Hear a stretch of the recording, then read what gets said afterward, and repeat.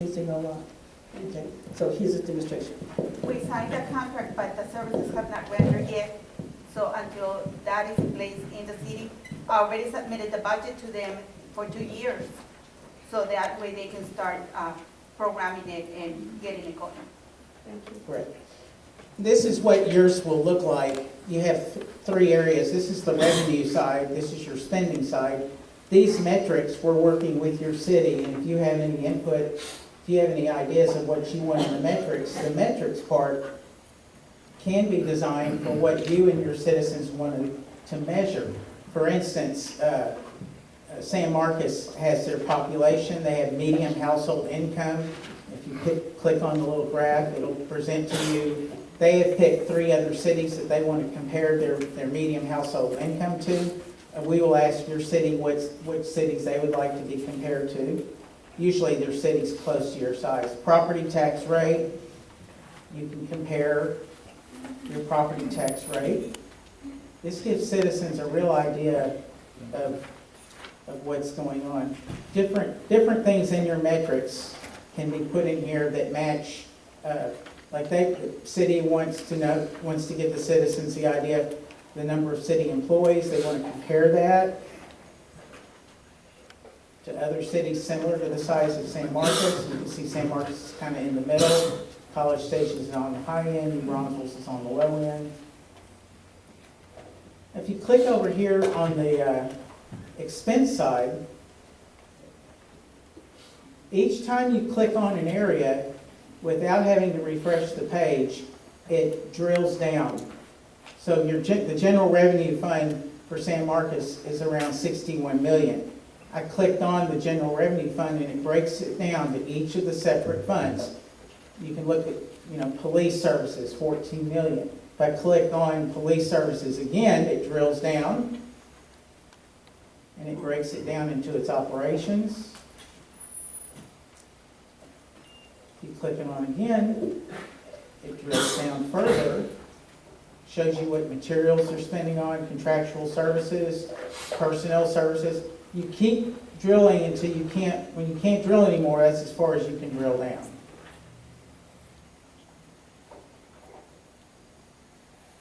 You can see I just clicked on personnel and it drilled down. It shows you what you're spending on insurance, what you spend on Medicare, what you're spending on retirement, the total employee benefits for the police department is that amount. If you go to the revenue side,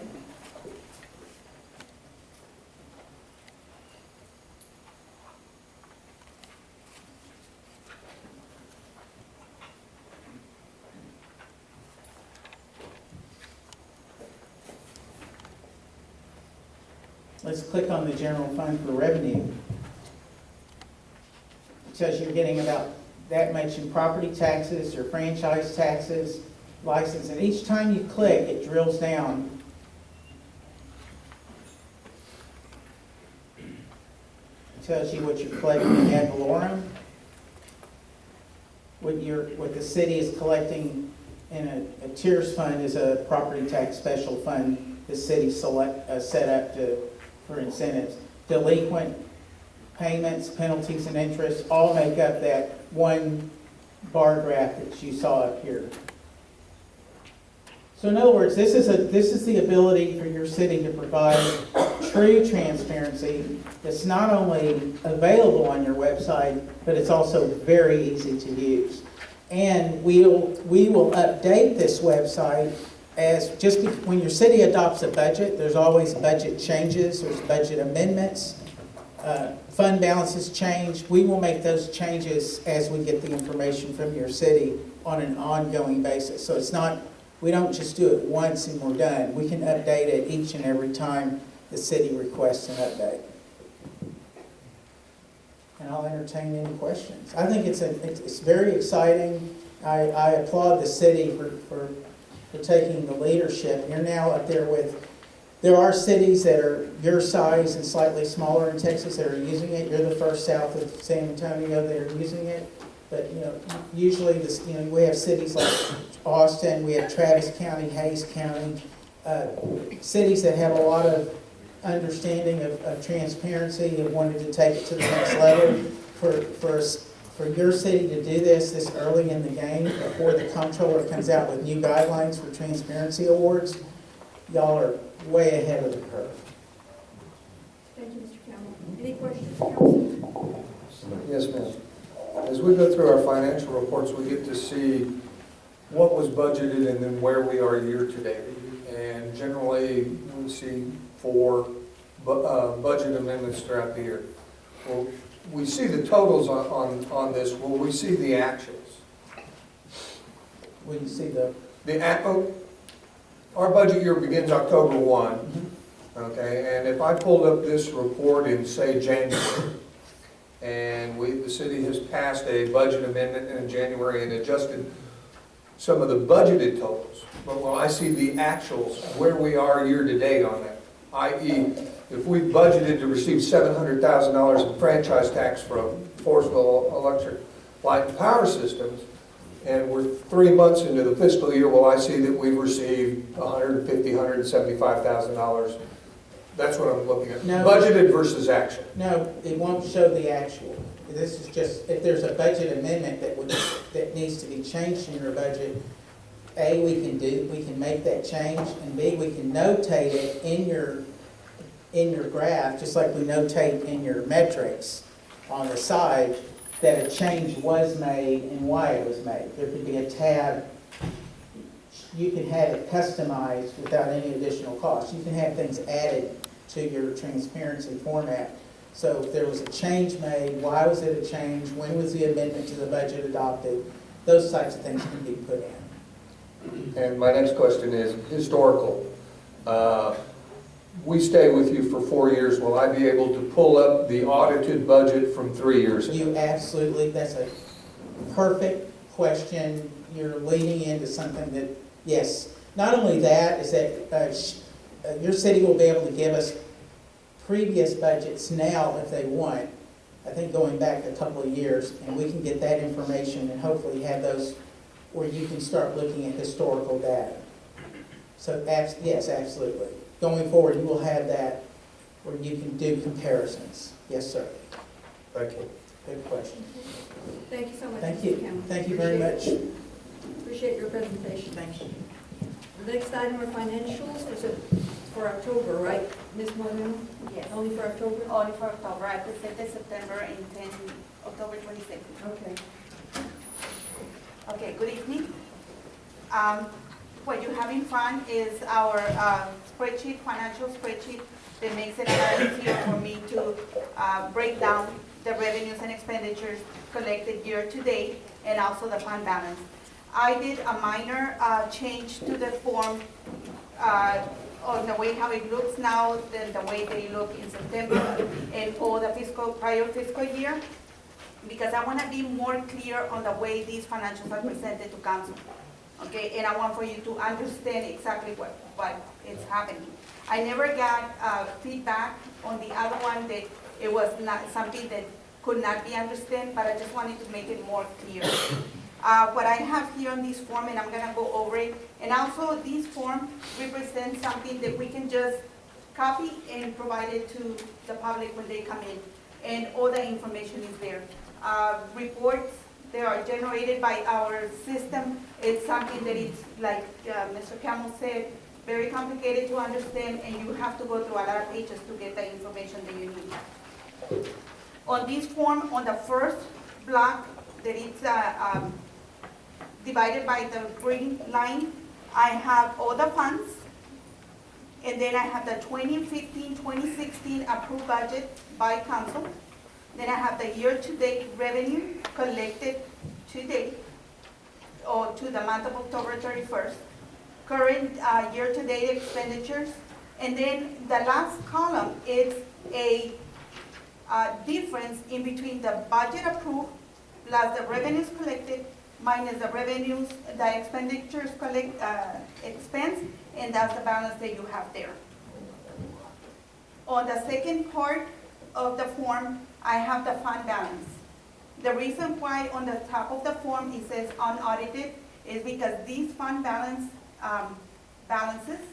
are what we ended up the year on September 30th, and it has not been audited. There is audit adjustments, they have to happen. We have to do a lot of making sure that the expenditures are on the right year because of the transition of September to October, okay? So if that's the reason why it's unaudited. As soon as we get the audit, I update these numbers, okay? And then what I do on the middle line is the revenues minus expenditures. That's all it is the comparison of how much we collected for year to date to the expenditures year to date. And then the last column is the unaudited beginning balance minus the difference on expenditures and revenues equals to that balance. That is a running total. Before, it was not clear what was fund balance and what was revenues and expenditures, so that's why I did this movement. On the bottom, I make a reference to sales tax collection, but I also provide you in the packet that sales tax collected for the entire entity, which is the city, and then how the city divides those sales tax by sales, street tax, 4A, 4B, and the city. Okay? I'm gonna go ahead and begin, and I only speak of the two major funds because those are the ones that really impact the budget. The first fund is general fund. We approved a budget of $4,074,820. We have collected $249,370. We have expensed $277,466. If you notice, your expenditures are higher than your revenues. There's a reason for that. We had a tornado. We had some other weather-related issues in the month of October. So that's why this is being affected on that way. We have a lot of overtime right there. Peanut Festival, tornado, okay? The unaudited fund balance for general fund at the end of September 30th was $741,680. If you go ahead and deduct the expenditures of $28,000 that we went over for the month, we end up with $713,584. Let me just go ahead and let you know that if everything goes correctly on the audit and there's no major audit adjustments, and we do save $700,000 for the year on fund balance, we right now have in fund balance $252,000 in there. So if we add these $700,000 to that fund balance, we are getting very close of accomplishing our goal to have a 90-day operating fund balance.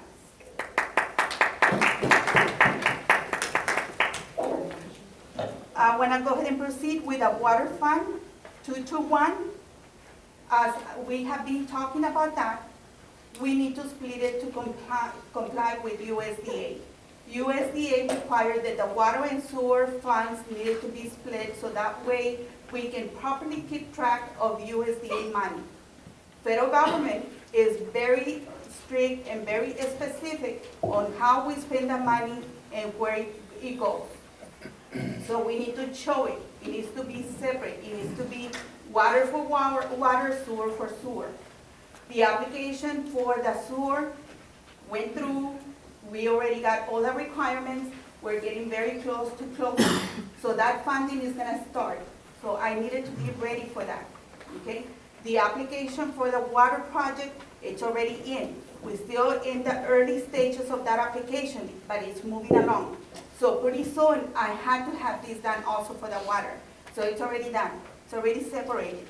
I have for the water fund, which is stayed as Fund 221, the unaudited fund balance was, the approved budget was $1,412,002. We collected revenues of $143,738. We expensed $123,127. So the budget, including revenues and expenditures, is at $1,432,613. And I want to tell you something right now. I like to be very clear with my financials. I see an error on this form right now. I'm giving you revenues minus expenditures, and then it's been taken out of the fund balance. I don't know how clear that is for you, but I do need your feedback. I need to know if this is working for you, if you think that these numbers reflect what I'm talking about, and if not, please let me know so that way I can change it, okay? For the water fund, the unaudited fund balance on the water fund was $4,219,011. If you notice that on the wastewater fund, it has no beginning fund balance. The fund balance has not been split yet. We have to wait until the audit comes in, and the auditors will assist me on splitting the fund balance. The fund balance is not that easy to split because it's a remainder of expenditures and revenues. So I need to do a lot of research, a lot of tracking, and I need to take the proper time and attention to do this. So it cannot just be divided like that. I do have the assistance of Helen Martinez, that she is in charge of the water and sewer plant for the project for the USDA, and she's gonna assist me a lot together with the auditors to accomplish this. The wastewater fund 222, which is the new fund, we budget $1,171,376. Revenues collected were $83,152. Expenditures were $6,084, leaving us still a budget of $1,248,444,000. There's no beginning balance. The excess on revenues and expenditures is $77,068. That's the reason why it's reflected as an ending balance, because there's no beginning balance. That's what we have right now, okay? So far, general fund is doing good. I don't want to make any other references than what I have already talked about.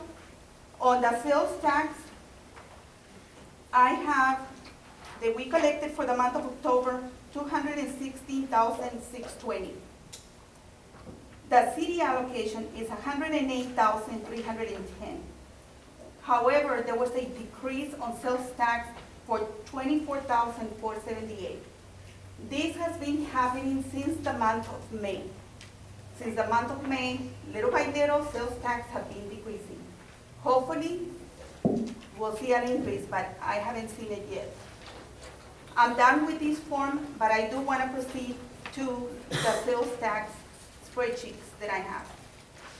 The first spreadsheet for the sales tax is the one that reflects the collection for the entire entity, and then the portion for the city, which is 50%. Street maintenance is 12.50. For a corporation is 12.50%, and FEDC is 25%. That totals to the 100 total collection. I did something extra on this form also from last year. What I did is I included a comparison from this year to last year. So that way I can show you how much has decreased from last year. The decrease overall is being $48,956 from the mines so far. Hopefully it will stay there and maybe will increase. I am done with my presentation. If you have any questions. Yes, ma'am. I have a question. When is the audit scheduled? They usually come in January. I have been trying to get a hold of them, but I haven't succeeded. So I don't have a schedule. I knew that question was going to be asked to me today. But as soon as I have one, I'll go ahead and provide it to City Secretary so she can send it to you. Is there a reason why they're not returning the calls? We have 180 days after the end of the year to the completion of the audit. And right now, what auditors usually are doing is they're getting audits done for school districts and some other cities. So our schedule is always in January. The city of Floresville with those auditors are always in January. So hopefully I will receive something before that, so that way I can prepare myself. But I mostly have just about everything that auditors will ask for. But I just need the schedule of when they're gonna do it. What they do is they come in for 2 weeks, they do field work, and then they leave, and whatever else they need so they can test or study or work on, they'll send me an email and I'll provide it to them until the final audit is done. They also send me a draft like 2 weeks before. Thank you. I have a second question. Do you have the ability with your software to create balance sheets? Yes, ma'am, I do. Okay. Because I've asked for them and they've not been available. So can you make them available to council? Okay, I will make them available to you, but I need to be able to explain it to you because if you're looking on the balance sheet to relate to the budget and the revenues and expenditures, they're two different reports. And you're not gonna see numbers, you're not gonna be comparing apples to apples. But yes, I can make them available to you. Thank you, that would be good. Okay. And lastly, do we And the other have, reason for this software, the balance sheets will be submitted to, and you will be able to have them accessible at any time on this software. my last question is, do you have a budget amendment approved before the money is moved or stamped? Yes, ma'am. Okay, so every time you do that, it comes before the council? You have Yes. approval. Yes, unless it's an emergency, and then we have to take care of the emergency before the audit, the budget amendment is done. Thank you.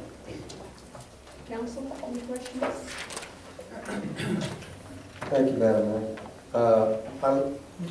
Great report, Connie. I like the format of this report. It's easy to read, it's easy to follow. I'm glad that we can do this in a one-page that we can share with everybody in the room, and everybody can know what you're talking about. The only recommendation I would make is on the second and third columns, current year-to-date revenues and current year-to-date expenditures. If we could put a percentage Okay, in all there, the expenditures? well, of budgeted, okay, i.e., you know, our expenditures for the month of October were 8.33% of what was budgeted. Tells me we're on target with that, or that we're going over or going under, versus trying to go back to the dollar figures. The percentage would stand out really well in those two columns. Okay, I will.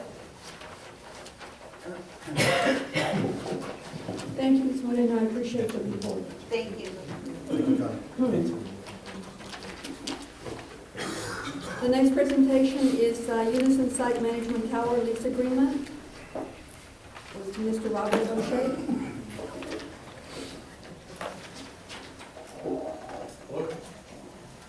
Appreciate the opportunity to come out and talk to you, council members, thank you. I'm with Unison Site Management. I live in San Antonio, regional manager for South Texas. I met with Ms. Turner, I think back in June, mid-June approximately, and presented an opportunity, which is to invest in ground lease on a Verizon site here in town. Part of that also included Internet America, which has an antenna on the water tower. So I had submitted a proposal, created several different options to consider financial, which does include a revenue sharing opportunity for the city as well. This tower is owned, specifically the tower is owned by American Tower, the largest tower company, actually internationally, American company, publicly traded. We're basically an investment firm, a competitor of theirs, privately held in New York City. Really what the proposition is, it's an opportunity to take what is really a ground lease. You're getting monthly rent from Verizon, $1,380. It's converting a monthly revenue stream that you have that has no long-term guarantees from American Tower, converting it essentially and adding value to it by letting us invest in it. We purchase the rights to a lease typically anywhere from 30 years to 99 years. The price that we offer is typically relative. It makes common sense. It's relative to the amount of time that we would then hold the rights to the lease and receive that ongoing future potential revenue. The unique thing about our proposition is that even compared to an American Tower and other competitors out there nationally, is that we typically, I'd say 99% of the cases where we purchase the rights to a lease, we keep you in it. Right now you're in a passive kind of partnership with American Tower. As long as the site is there, they pay rent. The leases are filled with somewhat ambiguous language. It's essentially as risky as buying oil and gas rights. They can terminate typically, I think the agreement stipulates in as short as 90 days written notice. 3 more rent checks come in, and then you're out. When we purchase a lease, we have the leverage of about 5,700 sites around the country where we own the ground lease position, not the tower or the ground. But we look for a win-win value position. We invest with you, and we allow you to be a partner of ours, typically no less than 50% of future revenue or value that we add to that lease after we take ownership of it or control. So in this case, I've actually presented 3 different opportunities, which I think in being sensitive with the needs of the city, by contrast of an American Tower offer, I'm very certain that their higher value offer is to take rights to the lease for 99 years. Now, whether or not we would agree or not agree that towers will be around in 99 years, that's a long time. You're essentially selling the farm. That is a real estate transaction. I'm not trying to buy anybody's tower or the ground. We're simply taking the rights to the lease. And what we believe is given a fair value for a 30-year term, a 45 or a 50-year term. And in each of these cases, respectively, for a higher value of $200,100 on a 50-year term, whereas basically at the end of this agreement with us, this lease will revert back to the city in a much more valuable position at a higher escalated rent. The revenue stream that you have of $1,380 a month increases every 5 years on the anniversary of the lease by 15%. So we're looking at the lease economics of your existing lease, realizing that the fact that there is one wireless operator on there. I've surveyed the site myself back in June along with the water tower and tenant from Internet America, and put these valuations together based on that. Simple economics of what you get right now is where my offer is derived from. $1,380 a month. I'm factoring in the 15% increase on a weighted average to your benefit of approximately 2.8 and change % per year. And then the offer is reflective of that based on the period of time that we would then get the rights of up to 50 years. When I mentioned earlier being sensitive to the needs of the city, there's going to be future generations of city council members as well that will probably want to inherit the opportunity to then have a lease in possession, where if I bought it today, it reverts back to the city, where you will have an opportunity to reassess the current value at that time and enter into maybe another proposition just like this. The value that we add is taking something that is a non-core asset, it's not even an asset. And the way we look at it in industry is essentially somebody came along, it's like winning the lottery, somebody came along and said, we need some coverage here, we're willing to pay you a reasonable amount of money for the period of time that we're here for this small piece of dirt that it's on. We realize that it's a very risky proposition. Our company buys about anywhere from 200 to 300 leases per quarter. We lose about 200 to 300 leases every year. So even with a portfolio of just shy of 6,000 sites around the country, the picture we're trying to show here is that this is not just risky for us, it's risky for any entity, organization, public, private, or an individual farmer, which many folks as such that I do business with in the state of Texas. If you lose your one site revenue, whether it's a high rent or low rent, that's money that you counted on. But when you lose that one lease, you've lost it all.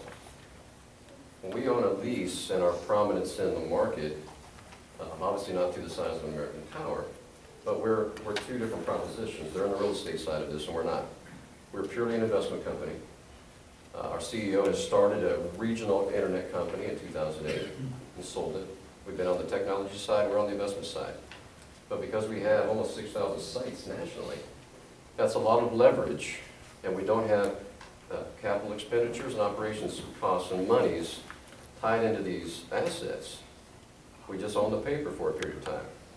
And we do what we do best, which is adding value to it. But with the leverage of almost 6,000 sites, we do one thing that's very pivotal, and this is where it means more than just the purchase price today when we close the deal, is that when we add a new tenant, we share 50% of that new rent with you. It's like if I'm a commercial property company, or you own a commercial property, and somebody comes along, or you're looking at opportunities to have somebody professionally manage your building, you're paying them. I do the same thing, but I specialize in wireless, and I'm paying you because, one, I'm assessing the opportunity based on risk and value, investing in it. It's no money out of the pocket of the person who holds the lease. We're investing in you because we know we are going to do something that you as the individual cannot do, even as an organization or municipality or city.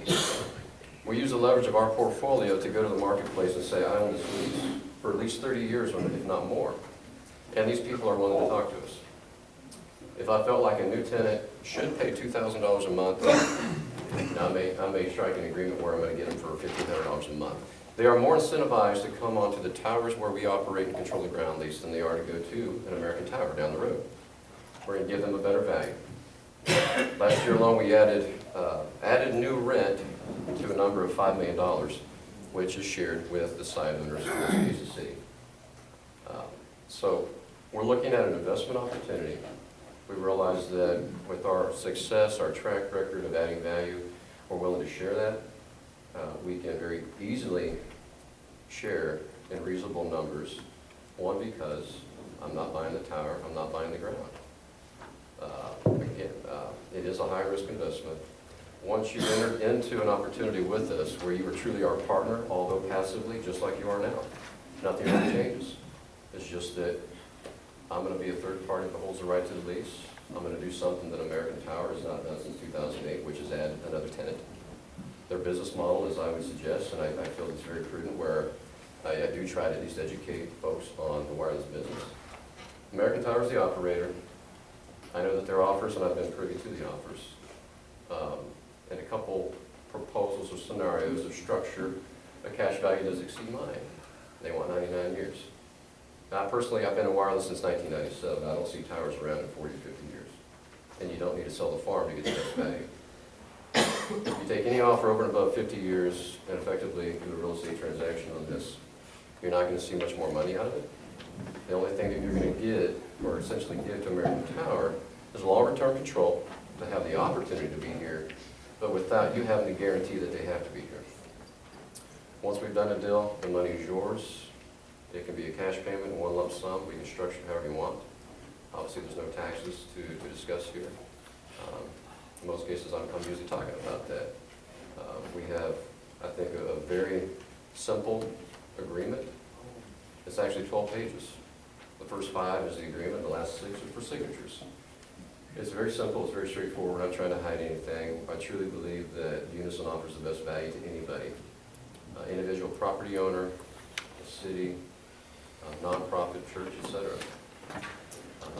We want to take something that we know we're very good at, add value, pay a reasonable, fair price where it's a value to us and value to you, and share in the upside. And that's what we do. Council, any questions? When do you want to come back for a formal presentation for action? I'm happy to come back at any time. Really, I know this is kind of a lot of detail in a short period of time. Appreciate it. Mayor, Councilman, we did invite American Tower to be here in your package as a presentation. They've had several conversations with the attorney. Staff is not making a recommendation one way or the other due to the long term.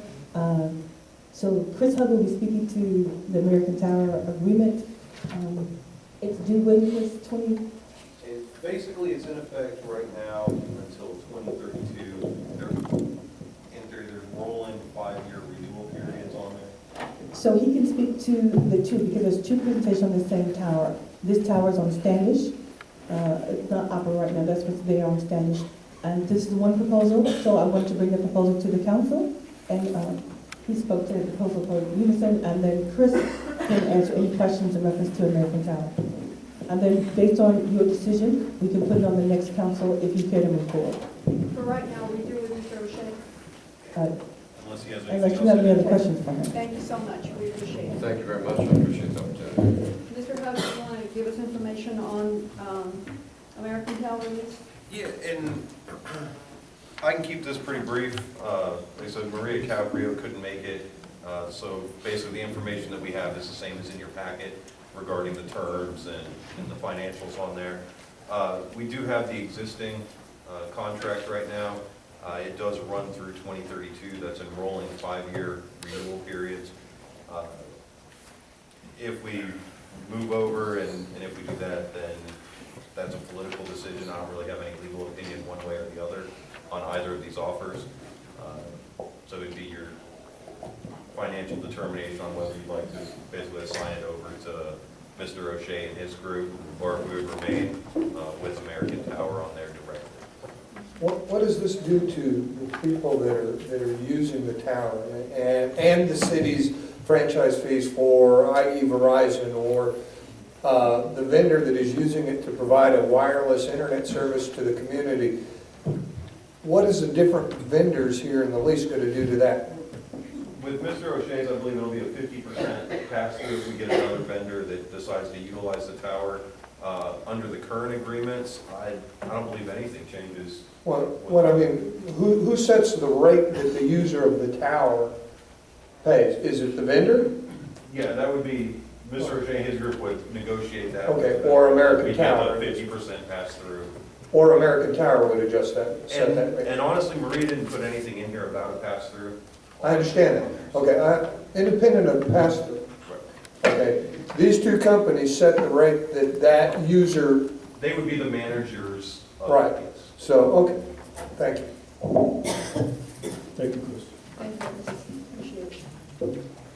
All right, we'll go on to the next presentation, and that's a review of all city board memberships. And that's Mr. Miller. It was sponsored by me. I asked the city manager to do this, ma'am. Thank you, Mayor and City Council. Thank you.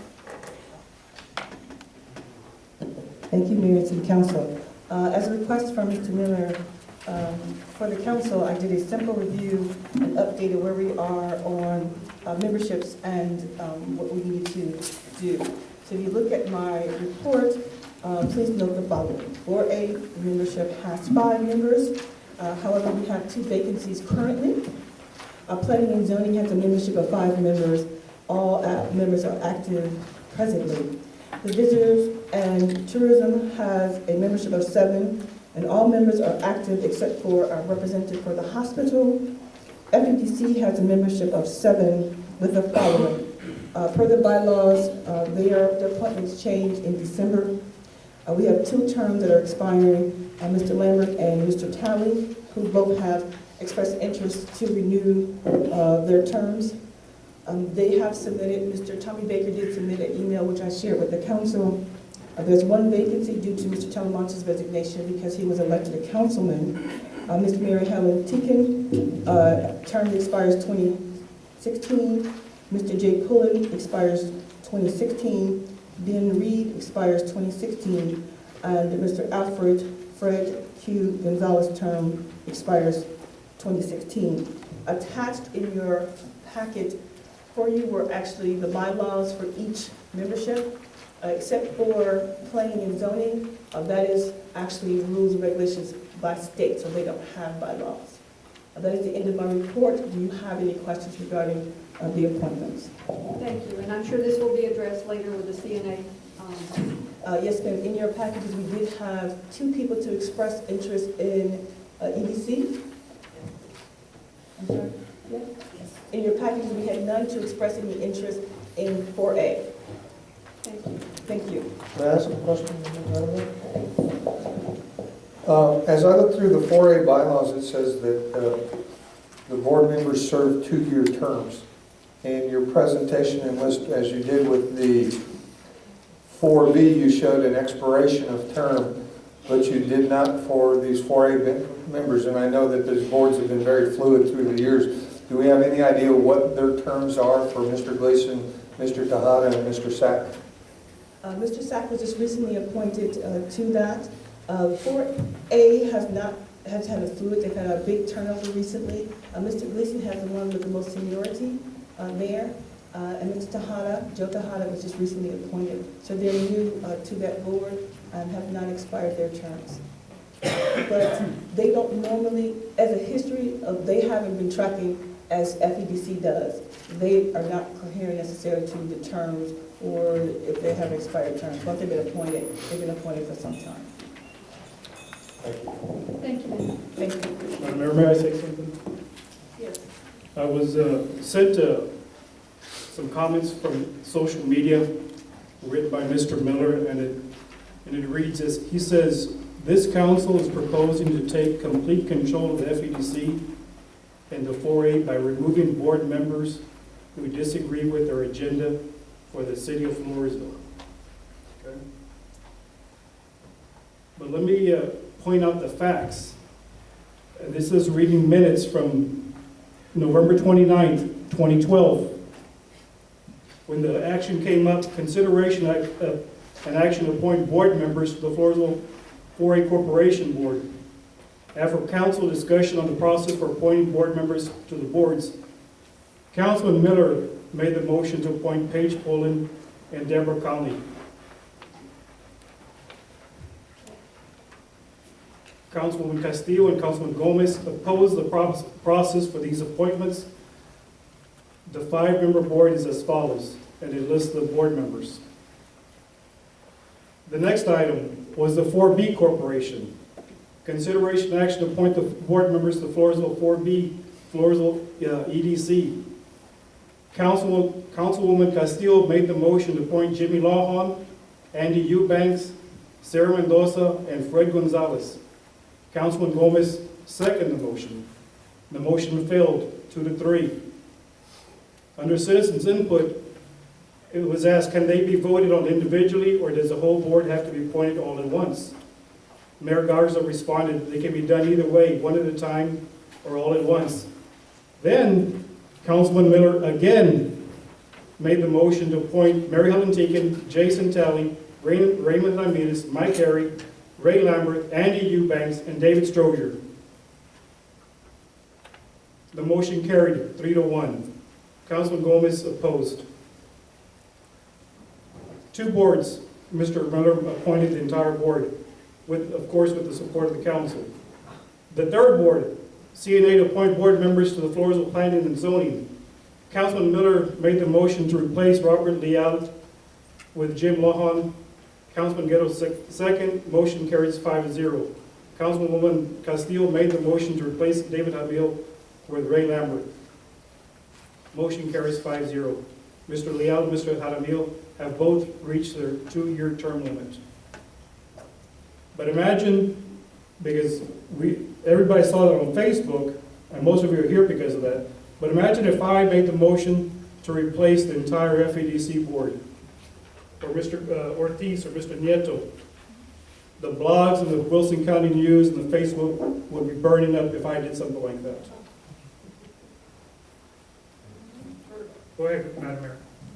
Thank you. Thank you for your time. Next is new business.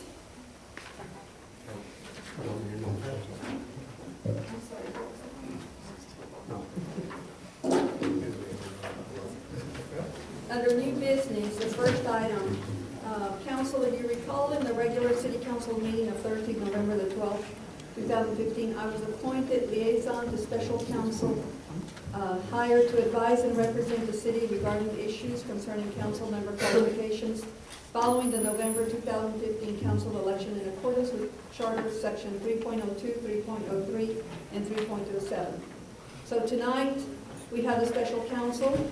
Mr. Garza, please step up. Madam Mayor, members of the council, we do have a report ready to present and recommendations based on our investigation. This is a matter that provides counsel and advice to the city council regarding legal matters and is therefore attorney-client privilege. Under the Open Meetings Act, that requires review of that advice and that counsel in executive session.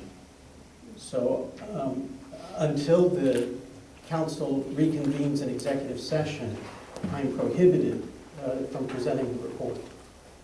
Okay. With that said, Madam Mayor, I'm going to make the motion that we go into closed session pursuant to section 551.071 of the Texas Government Code, consultation with attorney to deliberate the attorney-client privilege findings related to the qualification of a city council member, take into consideration provision of the election code, city charter, and other applicable law, and possible legal action related thereto. Thank you. Do I have a second? Second. Okay, we have a motion by Councilman Tejada and a second by Councilman Ortiz. All in favor? Aye. Please raise your right hand. So, Madam Secretary, can you see? Yes. Okay, Three. three. Mr. Tuttle?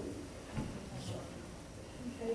Would you like to vote to go into closed session? Okay. We have a motion and a second, so all in favor, again, raise your right hand. Okay, all opposed? Motion carries.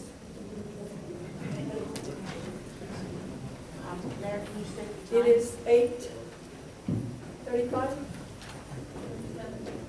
8:37.